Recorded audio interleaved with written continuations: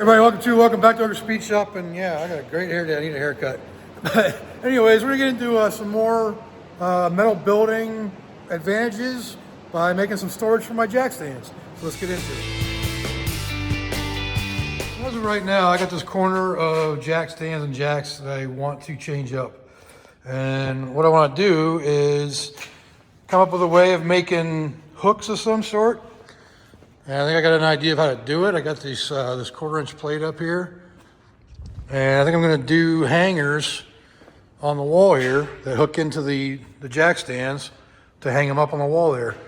And I figured this will be my area of jack stands and whatnot. That way they're easy to access everything in the shop. They're not a corner buried, and it'll be easier to get to. So that's what we're gonna work on. So I think what I wanna do is figure out a way of getting a hook into this area right here and hanging it on the wall right there like that.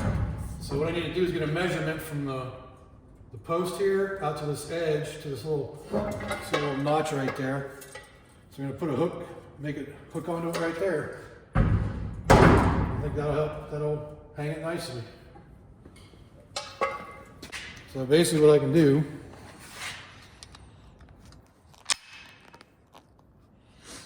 if I just take a measurement from here to here, it'll give me the width I need.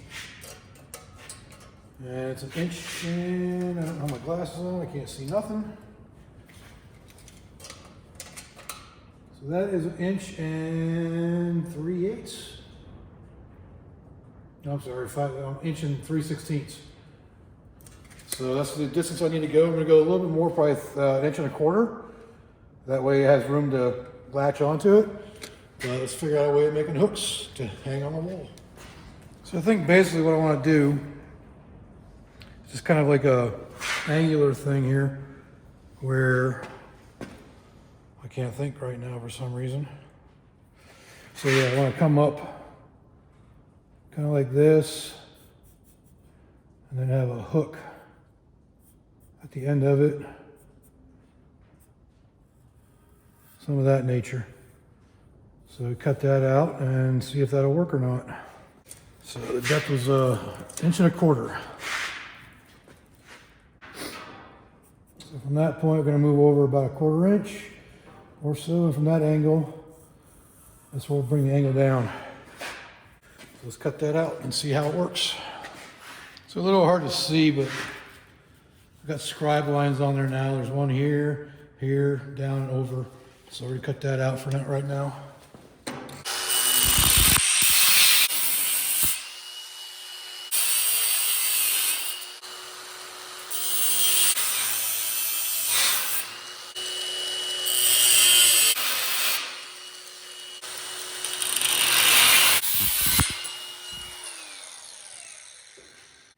So I don't know if you can tell how much that was jumping, because I don't have it like clamped down or anything. So it's definitely something you want a more solid surface to do that with.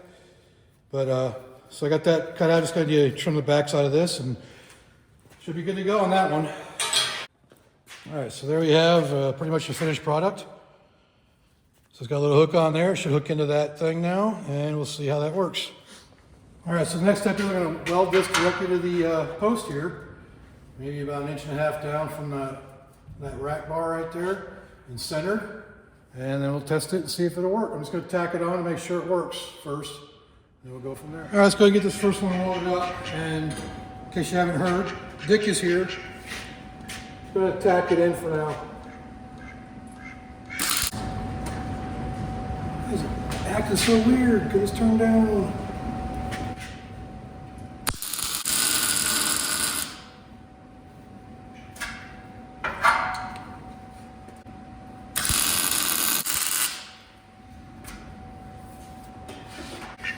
All right, well that makes one. Let's see if it'll work.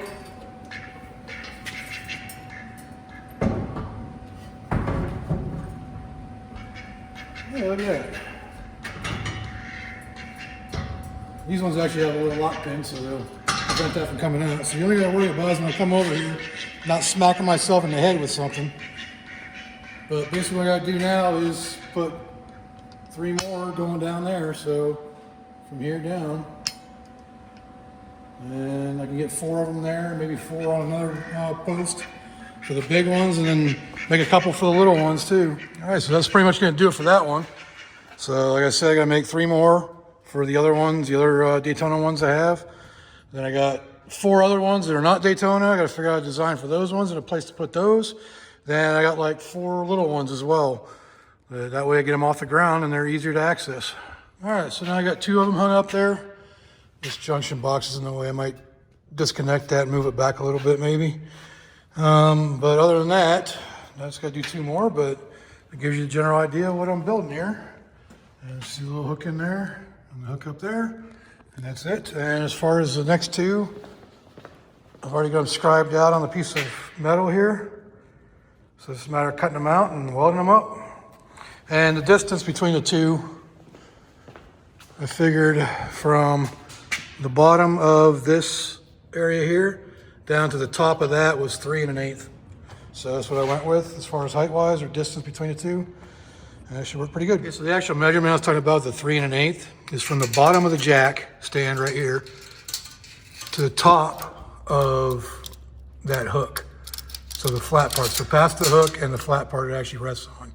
So that's where the 3 1/8 comes from. That's the distance I'm going between all the different hooks. All right, that's gonna finish up my bad hair day of making hooks to hang my jack stands on in the shop. Again, just another one of those advantages of having an all-metal shop. You can weld anything to it, which is cool. So if you like this video, go ahead and leave a like down there. Leave me a comment. Let me know what I can do better. And subscribe, even subscribe. And until next time, I will see y'all later.